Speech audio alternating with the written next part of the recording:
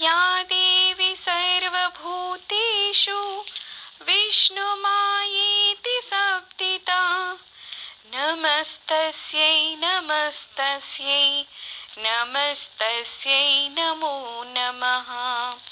या देवी सर्वभूतेषु चैतन्येत्यभिधीयते नमस्तस्यै नमस्तस्यै नमस्तस्यै नमो नमः। या देवी सर्वभूतेषु बुद्धिरूपेण संस्थिता नमस्तस्यै नमस्तस्यै नमस्तस्यै नमो नमः।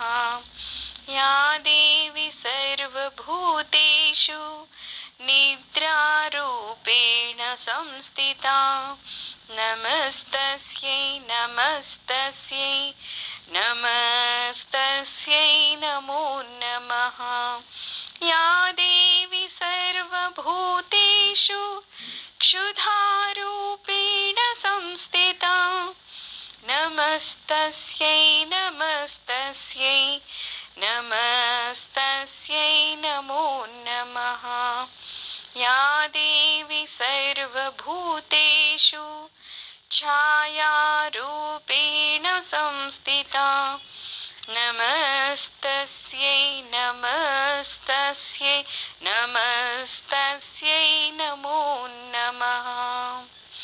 या देवी सर्वभूतेषु शक्तिरूपेण संस्थिता नमस्तस्यै नमस्तस्यै नमस्तस्यै नमो नमः।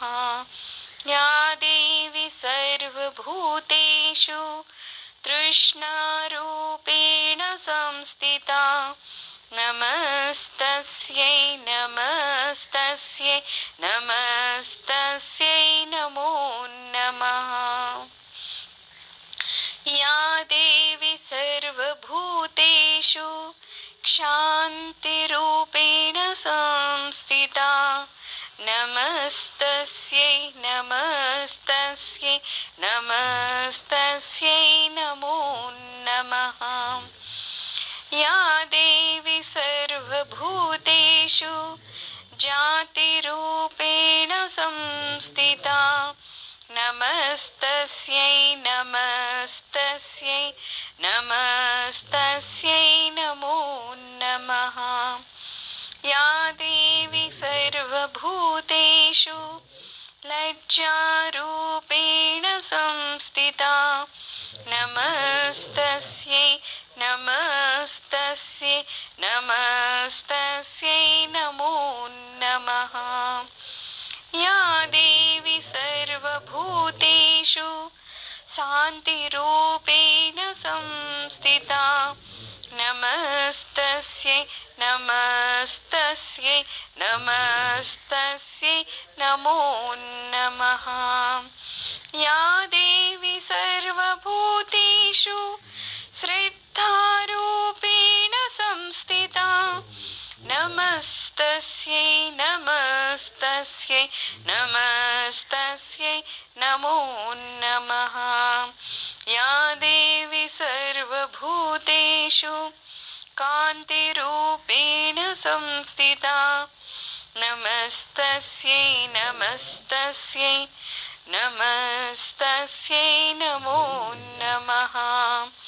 या देवी सर्वभूतेषु कान्तिरूपेण संस्थिता नमस्तस्यै नमस्तस्यै नमस्तस्यै नमो नमः।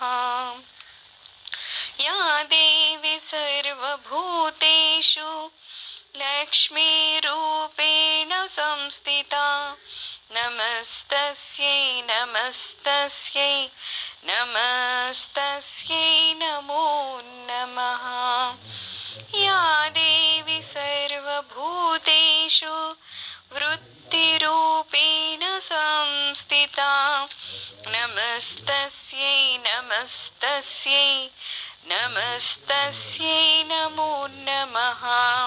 या देवी सर्वभूतेषु స్మృతిరూపేణ సంస్థితా నమస్తస్యై నమస్తస్యై నమస్తస్యై నమో నమః యా దేవి సర్వభూతేషు దయారూపేణ సంస్థితా నమస్తస్యై నమస్తస్యై నమస్తస్యై నమో నమః యా దేవి సర్వభూతేషు తుష్టిరూపేణ సంస్థితా నమస్తస్యై నమస్తస్యై నమస్తస్యై నమో నమః యా దేవి సర్వభూతేషు మాతృరూపేణ సంస్థితా